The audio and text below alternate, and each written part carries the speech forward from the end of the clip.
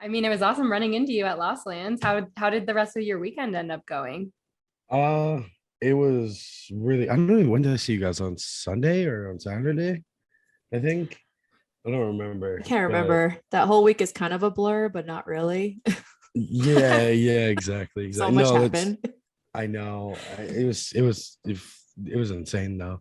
I like went on stage with a bunch of people on Sunday mostly, and then it was just crazy. Like I don't even know how to like describe some of the like things and conversations that I had while I was there, but I'm like insane. I don't think I've ever been this inspired. It's crazy. Wow, that's amazing. Yeah, Mhm. yeah. I'm just like I was like not like I don't know like what's the best way to explain this? Like I like didn't expect that I was gonna get booked, but like I was really hoping to.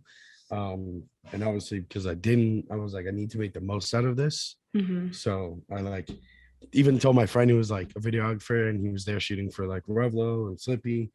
And I was just like, dude, like we need to like you need me and you just need to run around this festival. And then like I was just super grateful that like everyone just asked me if I wanted to like come up to play like unreleased songs or whatever that they were gonna play. And I was just like, hell yeah, like this is perfect. Mhm. So Mhm. that was just like the icing on the cake for that was super sick though, honestly. Yeah. I mean, huge shout out to Freaky. He brought you and Matt and I think Yeah. someone else on stage. I love to see that. Yeah, I Mhm. know. For that was cool. That was really cool. The video that me and Freaky have is really cool too. I'm very excited to put that out on the internet. Mhm. Yeah, and to your point earlier, where you said, like obviously you were a little sad that you didn't get booked for Lost Lands this year. I think it's great that you still made the most out of it and you networked and you were Mhm. able to still get on Mhm. stage. You went on stage with Revlo too, right? Yeah. So I went on stage with Rev, Get Up, French Throw, me and Space Wizard played our unreleased collab, Mhm. Freaky. Um, I don't even know who else. I feel like that whole weekend was just like a blur. Yeah. Um, I'm a going couple off other of my camera roll. Yeah, I know. That's like literally like the same thing for me. Like my manager was like, we need to figure out who played all the music. And I was like, I have some videos, but not all of them. Um, oh, me and Blade Vision played our new unreleased song as well. Ooh, is that coming Um, out on their EP or is it coming out soon? no, it's kind of like it's kind of a little bit of a work in progress still, but we were like, I think it's good enough to play. So let's go Mhm. premiere it. So that was really cool. And then Slippy brought me out for like an unreleased song of mine that he played too. So it was just a grand old time, honestly. Just like I don't know. Like I said, I'm just super grateful that everyone was like, hell yeah, just come on stage. Like if you're not playing, you at least deserve some of this shine. So Yeah. I'm just Mhm. very grateful that I have very selfless friends. Yeah. Totally. And Yeah. it's awesome. Like, did you ever have moments where you wanted to stay home because like maybe you were sad that you were not playing? Like, did you ever have those moments? Because I know some artists did, but I think it's awesome that Mhm. you actually were like, you know what? I'm going to use this as my motivation. I'm still going to go. Mhm. Who knows? Maybe I'll be brought on stage and killed it, made some new friends. You probably are going to have some new collabs coming out of this as well because you met a bunch of people. Like, Mhm. there's just so much that comes out of this, whether you're playing or not. So I think artists should use this as a motivation, even if they're not booked. Yeah, that was kind of like my how I took it too. Me and my manager had a conversation, and like he was just like, just go. He's like, we got everything handled. Don't worry about it. Um, he was like, just trust me. And I was like, at first I was like, I don't know, because like it's pretty hard at this very moment. My life is absolutely hectic because I'm about to move to LA. So I was just like, dude, this is gonna be crazy. I'm gonna go there and then come back home, and I literally have to pack my entire room and then just move across the country from New York to LA. But like, I mean, yeah, it's super cool. Like he was just like, just go, you have everything set up. like you have the opportunities to probably like hop on stage with some people and some stuff. Mhm. And he was like, like it will be worth it, trust me. And it definitely was. Like I met so many people this weekend I not only like look up to a lot, but like also I've been dying to just even meet in person that like I've known for like years. So, like even for example, like High Zombie, like I've known him Yeah. forever and we met for the first time this weekend and it felt like I've known him forever. Like we've met before, and Mhm. that's Mhm. always like the really really cool thing is like you like have all these like homies that you've known since I've known Matt since 2014, which is crazy, Damn. and Okay. we meet now 2021, you know what Wow. I'm saying? 7 years. Yeah, Dude. exactly, Longer than I've exactly. known him for. Yeah, exactly. And it's funny too, it's like even though it's the same thing, like it's just wild because it just felt like a really really really good family vibe. It's funny, one of my friends texted me today and he was like, how was the dubstep family reunion?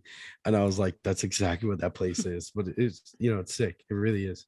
It was a really really cool time, and I got to talk to so many cool people. I got to talk to Excision Mhm. and like all that stuff, and that was really nice.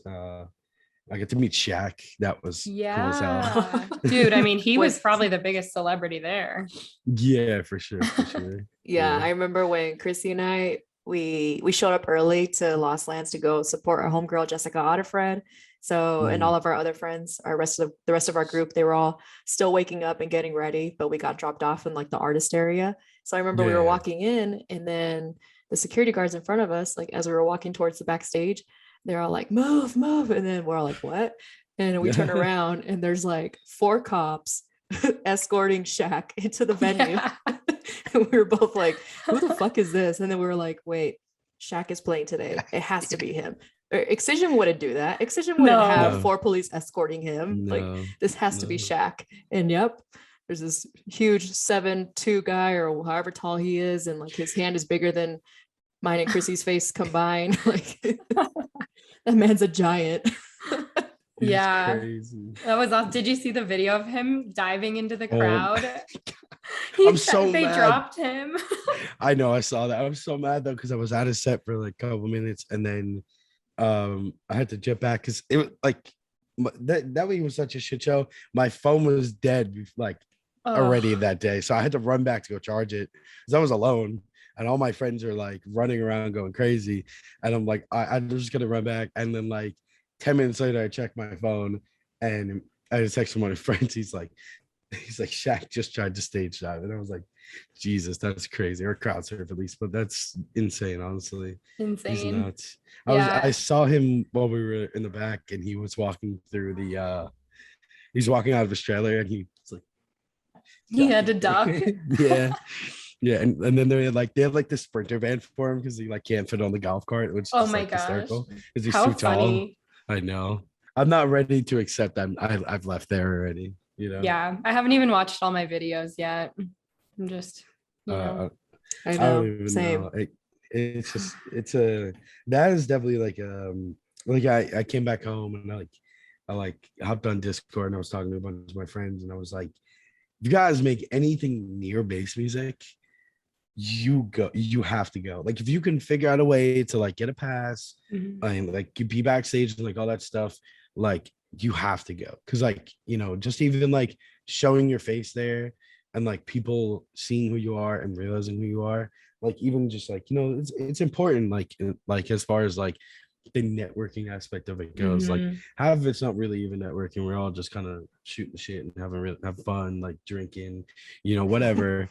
But like it's still cool because like I made a lot of very cool relationships with like even just some people who work in the industry and stuff. Like I think it's really cool. And like even like I said before, like meeting you guys for the first time, it's really cool Yeah. too. Like it's all a really really cool experience. And like I don't think like even like the EDC Vegases or the like Electric Zoos could even offer that experience realistically. You know what I'm They're saying? No. just too big. I feel like they Mhm, have him on lockdown. Like we're going to EDC Orlando in November, and I'm already mhm, like, you know what? I don't think we're going to be able to walk on stage. Like maybe, mhm, maybe we'll get to go in the green rooms because mhm. our homies, the Commie Boys, are performing. But even then, Oh it's like they let us walk right on stage for the Jessica set, like the Wooly yeah, set, all of that. It was just really, it was a really cool vibe. And for us, like the networking, like we just kept talking about, meeting Ray Volpe, who's fucking awesome. Like he's the nicest Mhm. guy. And his girlfriend, Jessie, like she's amazing. Oh, Yeah. And then Control Freak, Lizzie Jane, YDG, like John from Terra Vita, all of Yeah. that was just amazing to put a face to the name. And I feel like I'm so much closer to those people and I can like work with them on whatever I need now. And it's just cool to build those connections and like just see everyone having a good time.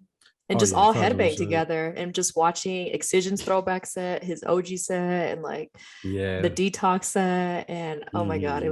it was so sick. And it was cool because we would be hopping from stage to stage and we would like go into the backstage for a little bit, but then obviously we go back at the crowd to go with our friends. But like it was so cool to Mhm. actually see familiar faces in all the backstages. Like we always knew someone back Yeah. there, or we meet someone like and just make that Mhm. connection and just network. Like Yeah. yeah, it doesn't even True. feel like work. No, Yeah. it definitely doesn't. Funny you talk about going on stage. We were all hanging out, and I was like, "Isn't Excision's Detox set like right now?" And they were like, "Yeah." And I was like, "All right, let's go sneak on stage." And they were like, the guy was standing there, and he was like, nobody was there, and I was like, "Okay." And I walked up and I just walked onto the like little side of the stage on the main stage. I was just sitting there watching it. And it's so funny. I couldn't stop thinking about that. I don't know if you guys have ever seen it, but there was this video of DMX and he's just performing to like the entire world. If you haven't seen it, like I'll send it to you guys later and you're gonna understand the reference to this. But just standing on that stage and then like peeking through the side to like look how many people are there. I was like, oh my, Yeah. I'm like nervous now because of, like there's so many people like out there. And it was just super like I said, like it's super cool. Like everything felt super homey no matter who you talk to. The people who worked there were amazing. Like it was just super cool to like be Mhm. there. And like like everything was so well done. I agree. The production I thought was very impressive. They Mhm, definitely upped it, like from a pyro perspective, from a fireworks perspective. Like mhm, the LEDs looked so clean. I don't mhm. even think there were any issues with any of them, really. I didn't really notice anything. Yeah, I don't know. I don't think I did either. And like it's funny, but like I I kind of like was at mostly every stage equally. Of course, I was at Subsidia stage more because all my friends were playing that. But I honestly think that was the best stage. The way that they set that box up and how the visuals look like at night, especially like Mhm. I hopped on stage with Revlo and then I was like, I'm gonna go into the crowd for a couple minutes and then I wanted to go watch Hydraulics for like a little while. Just I want to support him too. And I was walking back to watch the end of Revlo's set, and I was like looking at it, and it just looked so sick. Like I couldn't even take a picture because again, my stupid phone died. But like at night, and just like the way that setup was so cool, and even Mhm. just every stage too. But I feel like that one in particular, like, and I was talking to Yetep about it, and he said that, like it felt really intimate, even though there was a couple thousand people there. Just the way that stage felt, and like he was like even just like having like one Revel played, I couldn't even tell you how many people were on stage. It was insane. Like, but it was cool because it was like I feel like when I got off stage and I like with him and I turned around, I literally saw everyone like just like hell yeah, that was fucking sick. Mhm. But like I don't know, I just feel like there's definitely a big disconnect when you play like a really big stage, but like the way they set up even the smaller stages too, I feel like was so well done. That Raptor Valley stage was so cool. Mhm. Like And the and like asteroid was sick oh yeah, too. Yes. the fire. Oh my god. I love that. That was a little sketch at first because I was like, this thing could like Yeah. fucking burn down if something goes wrong. Yeah, It could blow exactly. up. Yeah. No, it was really cool though. Like I said, that was an amazing experience. And like I literally, it's so funny, but everyone just kept on telling me, like, dude, everywhere I go, I just hear something of yours. Yes. I'm just like, me and my manager racked it up, and it was like 20 total people. And I was just like, what the hell? How Damn, I don't even know dude. how he found some of it. And I was just like, all right, cool. Like, we gotta, like, I don't even know. We're trying to collect all the content and just dump it all at once. Mhm. But like, yeah, I don't even know if I'm capable of getting all of it. So we're trying to just get the best ones. I mean, But that's a really good feeling, being in the crowd and hearing them play your songs, or just oh knowing yeah. that like this is one of the biggest sets of their careers and they like your music enough to include it in their set, that's huge encouragement. Like no wonder why you're fucking inspired right now. And you have this huge move now. So you're gonna go to LA and chase more dreams. Yeah, I'm super stoked on that too. And I definitely am very lucky because I have two very cool roommates, which is one is After My Fall, who's like been one of my really good friends. He was in one of your songs recently. Yeah, I mean, and honestly, we've probably made like 1,000 songs together, but like, you know, we released some of them. But yeah, him and Levitate, who's an amazing artist. You know, so I'm super stoked to like get out there with them and like just work, and they work super hard and they're so talented. So I'm like super stoked for that. But yeah, like, you know, like I just want to go out there to work. I don't want to go out there to like party or anything. Because I feel like a lot of people get caught up in that too. But like, you know, like I had a long conversation with Eliminate about it, and he made really good points to me. He was like, once I moved there, my life changed. Like he was like, but I worked really hard. And I was like, that's the plan. Like go out there, work my ass off. Just like, because I know I can really take where I'm at right now to the next level. Like my ultimate goal within like the next like year or so is to be on every fucking festival next year. Like, and that's the main goal. Like I'm so into making music, and to be honest with you, I like shows, but like I like making music way more. And like playing big shows is obviously a lot of fun, but I really just want to play the festivals because I know for a fact that I can prove that like yeah, like I think we can all agree that like a lot of the music right now is kind of following same format, same sound, same idea. And like I've really been pushing to change that. But like I know for a fact that like with the way I play live and how I present my sets and like all that stuff, I have something that like a lot of people don't have. And I think it goes the same for like Yuki and Revel too. It's like I realistically think it's like kind of like a New York attitude. Like I don't know if you guys caught Yuki, but the way he just the way that Chris, because you know Anthony was sick, but the way that Chris was playing like Lost Lands, that crowd fed into him so hard, and it was so cool. And like they're just like it's just different. I feel like out here, and you know, like I think it's like a different energy that like we grew up with, that like we project towards people, you know. And I feel like it's really cool because like people expect us to probably be really mean, but we're also really nice people, you know. Yeah, and I mean it's also like the kind of attitude where you have to make what fills your soul, what makes you happy, and you have to put out that own creative reflection of yourself, because that's what fans are going to see as authentic. And like they can sense when you're trying to copy someone, or like, you know, I have conversations like this with artists all the time. They're like, why are all of these like rhythm copies of each other getting big? And it's just like, there's no longevity when you're just copying one another. You have to be true to yourself. And even if you only get 1,000 plays on one of your songs, like you have to constantly move forward and use that as a stepping stone to get better and better and be 1% better every day. Just be consistent. And the fact that you're actually going to be living with artists who are also dedicated and motivated, then it's going to hold you accountable and also push you to take your brand to the next level. I think who you surround yourself with is key. And that's like, you are who you associate yourself with. And that's why I love hanging out with Chrissy, and I love hanging out with our business partner, Joe. I don't know if you ever met him at Lost Lands. Did you meet him? Maybe I met like a big group of you guys. Yeah, tall buff guy. He's like the tallest, buffest guy ever.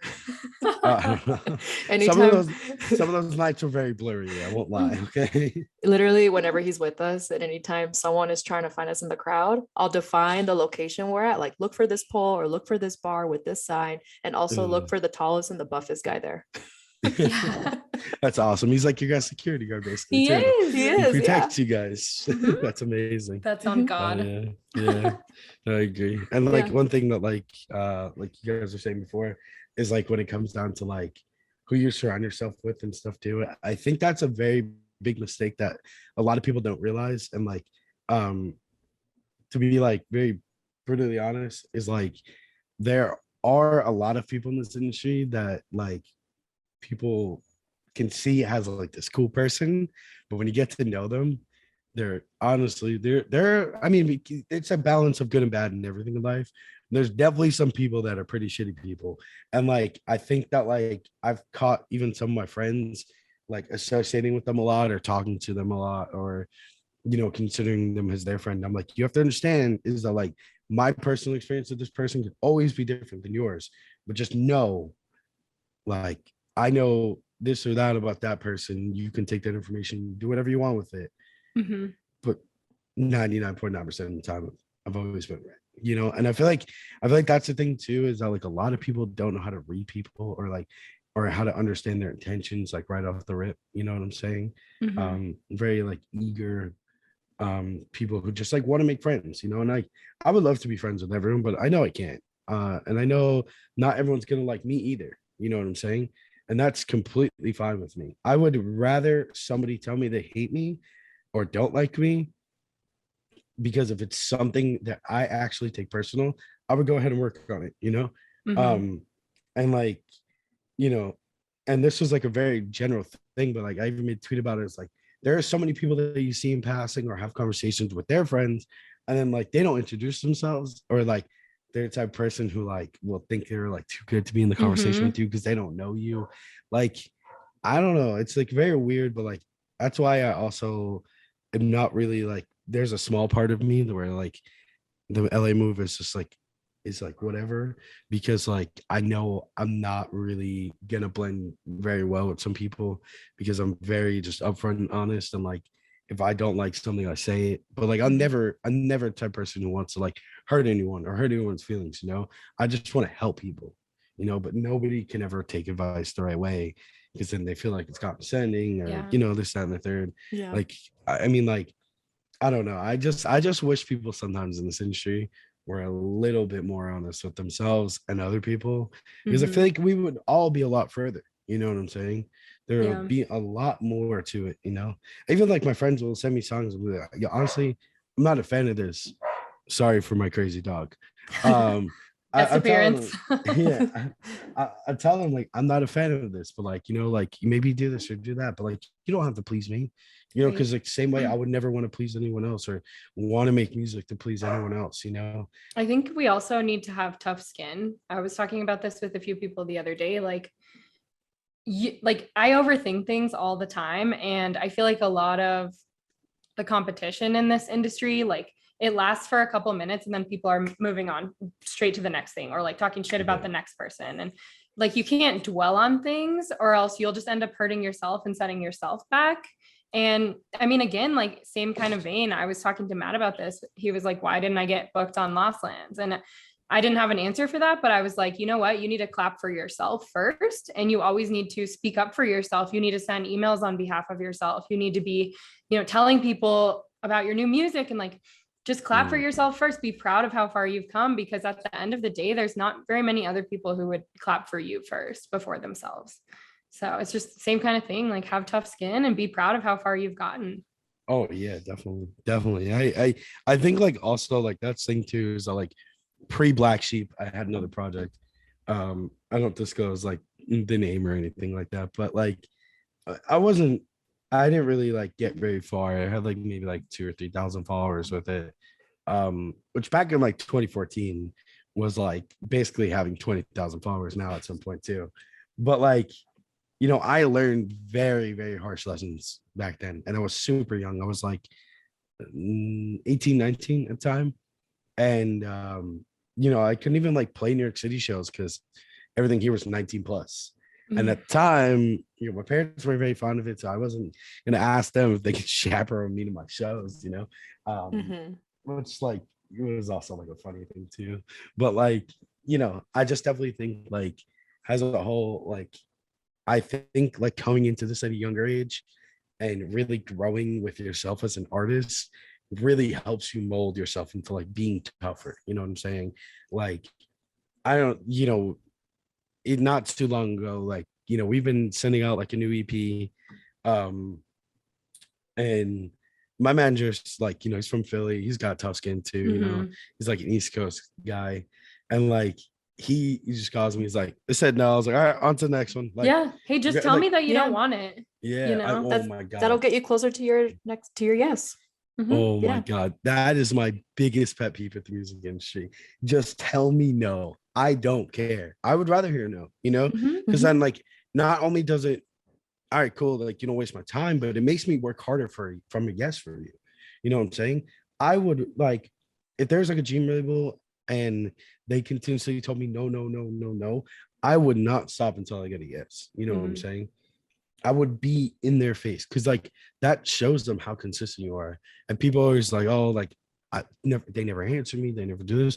Do follow-ups, do Yeah, this, you do have that. to follow up, honestly, Yeah, because that shit's gonna get lost. yeah, Yeah. exactly.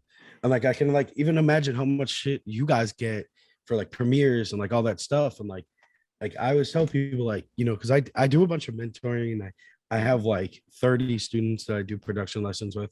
Wow. Yeah, I have a lot. And it's mostly some of them are on or off, and some I do like monthly and weekly with like all that stuff.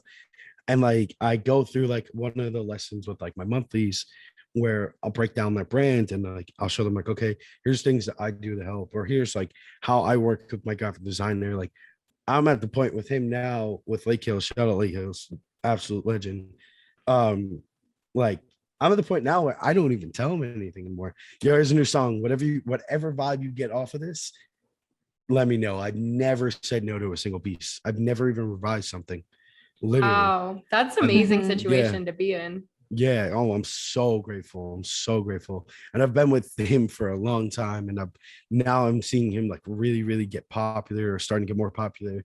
And I'm so proud of him too, because it's so cool. And What's like I his don't name? We can shout uh him out. Lake Hills. Lake Hills. Yeah, it's Lake Hills and underscore on Instagram. Hell And What yeah. kind of he's music is it?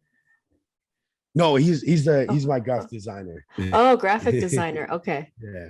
But like everything that like, he goes through and I go with him is like super cool. And like I always try to help people with their brands. Like I still feel like I've only showed 1% of where I want to be with my brand. But like we're getting there, and like it goes for like the same thing with like, just like how to present yourself and like what we're talking about, like follow-up emails.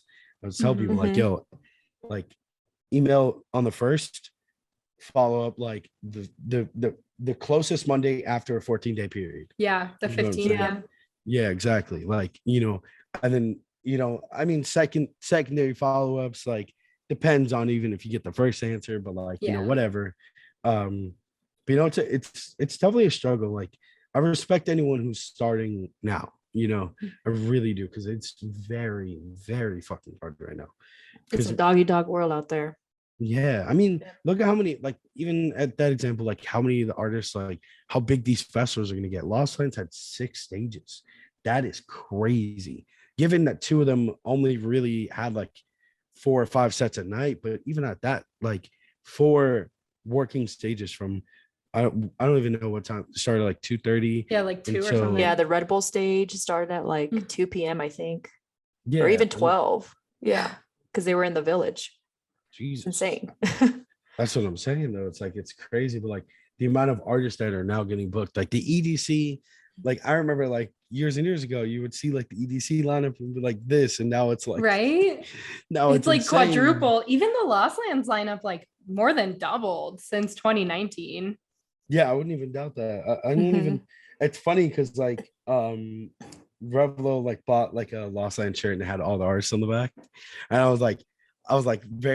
I'm impressed how they condensed this and you can actually see everyone's name, because I Yeah. was like, I Yeah. feel like it's way more artists than them. Like I was like, no, that's probably right, but like there's also like there's so much, like it's just crazy, like what you guys said before, it really is a dog eat dog world, and not to mention there's so much just even get your name in front of anyone, even artists. Forget about the managers, the agents, the labels. Even getting your name in front of bigger artists is still very hard. You know what I'm And saying? then there's like the press pitching aspect of it, which is so fucking hard, trying to get blogs to write up your releases. Like we see it on both sides. Like with Welcome, we pitch the Welcome releases out to press, trying to get them to write about them. And then Mhm. people pitch us their releases, trying to get us to write about it. And it's like, how is anyone supposed to know where to start with that? Yeah. Yeah. And just managing your social media, because if you don't have Instagram or Twitter, or even Facebook doesn't really count, I guess. It's kind of dying, but like Yeah. but like having Instagram and Twitter is key, I feel like, to Mhm. make it. And like I try to keep a good balance of staying off social media, but I can't because I have to run Welcome Records and I have to run Dubstep FBI. And I know that artists, they have to, Insane. you want to be able to jump on someone's Instagram and be able to know what their mission is and what their vision is for their brand and have it tell a story. So Mhm. just keeping that maintained is just, and the Oh, hashtags and everything. It's a full-time job, dude. It is. It really is. And A lot of work.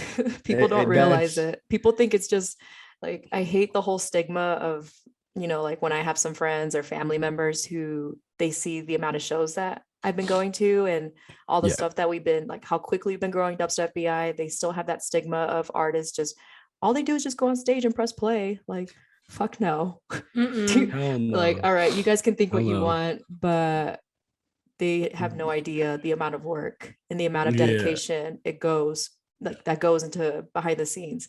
And even like Lost Lands running a festival, like we saw a lot of the shit that was going on when we first got there, like the campgrounds closing and then them having to Oh figure my out God. where to lead all the campers, like take them to that one Mhm. raceway, and like had to think on their feet, like what do we do? There's thousands of people waiting to get in the lines, there's no way to get in. It's just, yeah, so much work in No. this industry. Takes an Yeah. army. Oh Mhm. no, definitely. Definitely. It's crazy. That was my first Lost Lines too, and I'm never gonna miss another one, I'll tell you that. But yeah, it's Hell just yeah. like the way just this industry has changed so much in the last 6 or 7 years is like so crazy to me because like I even like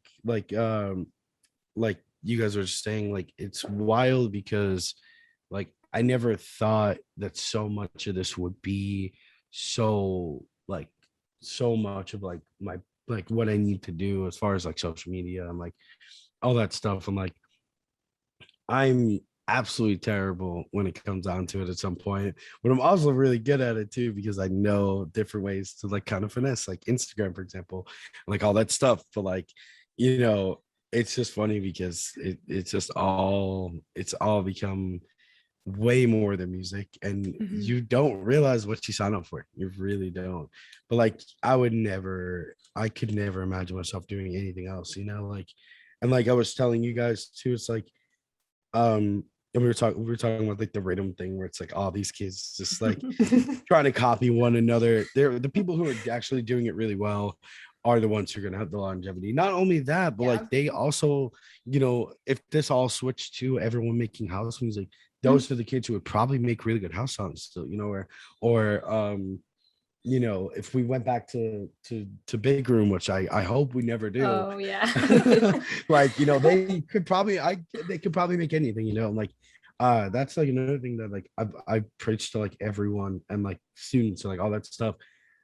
Please do yourself a favor. If you don't feel like making a dubstep banger, make a house song. You just Yeah. practice, just Yeah. practice, practice, practice, practice. The best advice I can ever give anyone is like be versatile, have fun. Like I look up, like I've known Nitty Gritty for a while, and like even though like we're cool and like we're homies, like I still look up to him so much, because the way he puts his music out and how he just doesn't care, like is really, really cool to me. You know what I'm saying? And I think Mhm. he opens up doors to be, like in my opinion, I think he's gonna be like the next Diplo and Skrillex. I think Hell yeah. eventually, he's gonna write that one song that's gonna make him explode even harder than he already has. Mhm. And I think it's gonna go him. I think it's gonna take him to the top. Like, and he's gonna be like pop star status one day, which I think he deserves 1,000%. And like he can hold himself in the studio with probably anyone, I believe, too. Like which I think is amazing. But like I think taking note of like his book, like, and I definitely did. And I was like, you know what? I'm just gonna start like really pushing this stuff out. Even if like Mhm. a lot of it will be like, the quote unquote behind the scenes work, like it will still be there. Like, like ASCAP exists, my name will be on the Yeah. production record, like, but Hell no, yeah. I think there's just so much. And like another person too who's like extremely versatile. And I think people don't realize it because of how he puts in his production is VRG. And Yeah. I Yes. Shout honestly out think, VRG. oh my Mhm. God, he's crazy. I honestly think he's definitely, me and him have a crazy, crazy song.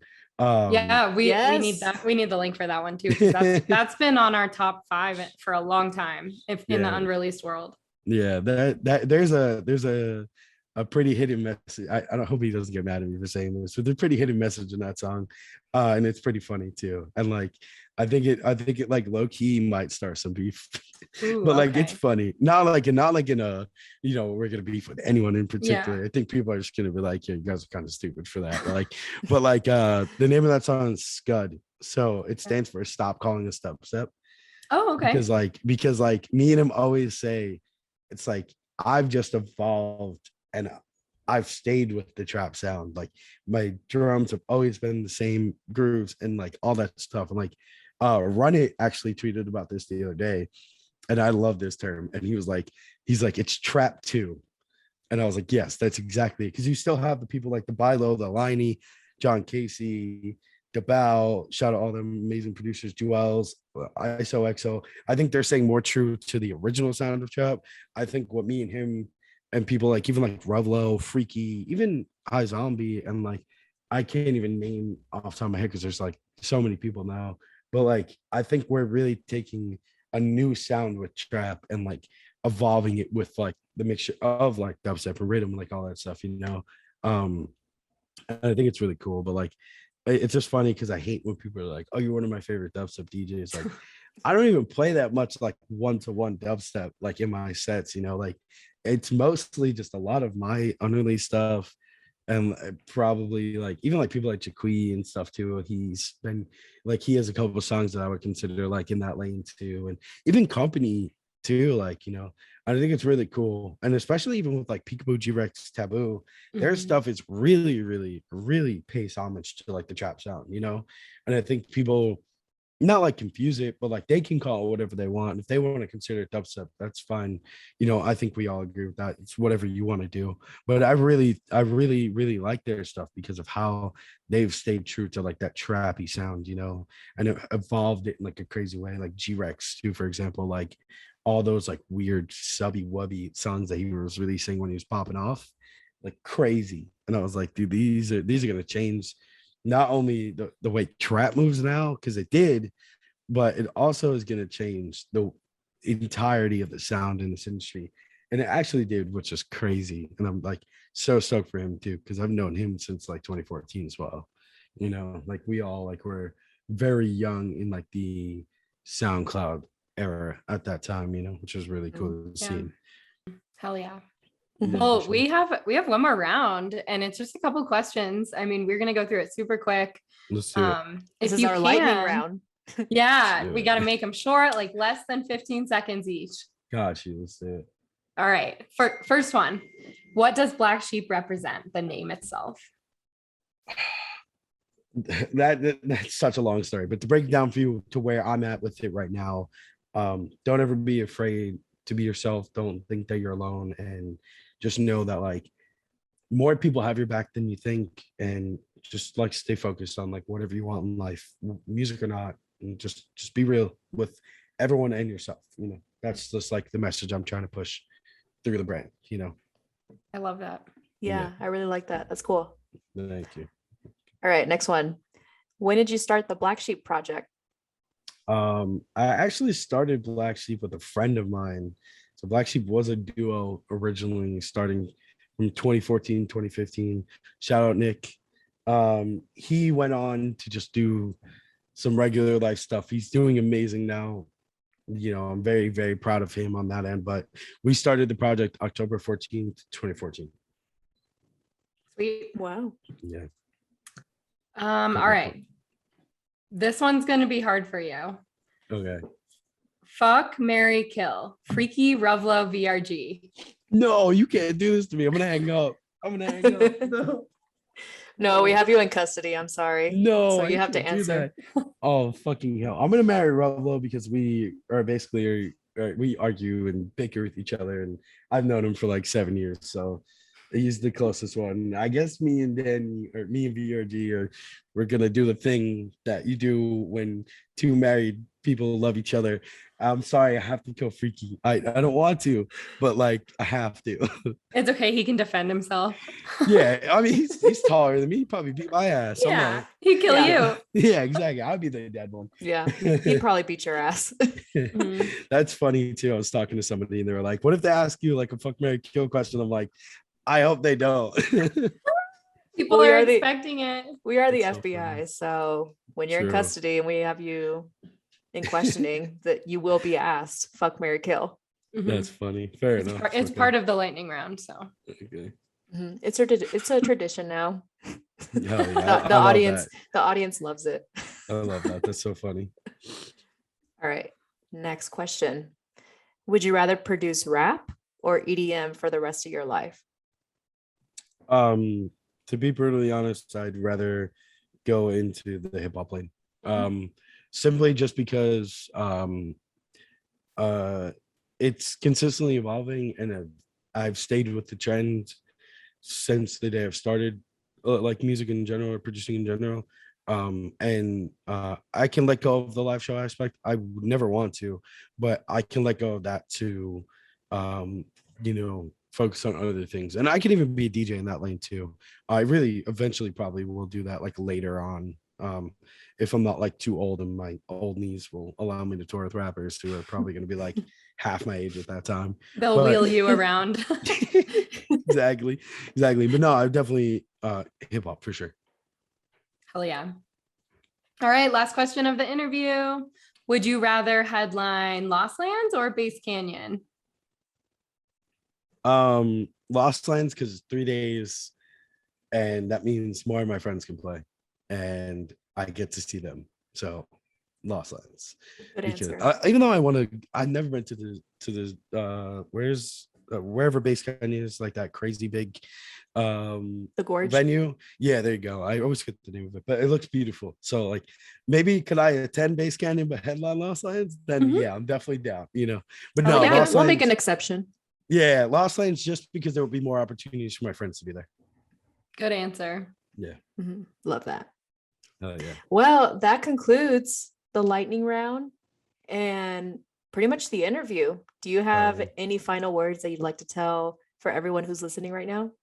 Just shout out all my friends, shout out everyone who's like I've worked with or anything like that. And also just like I was saying before, just like what I've like where I am with the project and like the message I'm trying to put out as a person. It's like just stay focused, stay real, stay humble, work smarter, not harder, because don't burn yourself out and don't like, you know, exhaust yourself over, you know, like, and I hate to say it, but don't exhaust yourself over silly little sounds on your silly little computer and your silly little life. You know, there's much more to it. And like, know that like at the end of the day, like the internet does not rule you. Don't give in to the bullshit on the internet. You know, everything that will happen or more real life experiences will benefit you way more. That goes for just life in general, but like, especially in this industry. And like, you know, one thing I just want to always say is like, you know, be grateful for everything and anything and put 100% all into anything. I had a lot of fun and I was like I said, I really want to do this with you guys because I love your platform. I love everything you guys do. I'm super proud of you guys too with the whole Welcome Records things. That's Aw, amazing thank for you you. guys. Thanks, And dude. just like as a whole, like, you know, just like I said, like surround yourself with good people, have your fun, don't do drugs because they're very bad for you. And that's all. That's it. Wise words from Black Sheep himself. Yeah, right. I like to think so at least. Hell yeah. Well, thanks for everyone for tuning in. I hope everyone made it home safe from Lost Lands and hope to see you guys soon at the next show. If you're going to EDC Orlando, hit us up. We will be there. Or I don't know, whatever other festivals we're going to, but this grandma needs to recover because I am still dead. Not gonna Yeah. lie. It's gonna take me like at least 2 months or at least until EDC Orlando to recover. Let's be real. Yeah.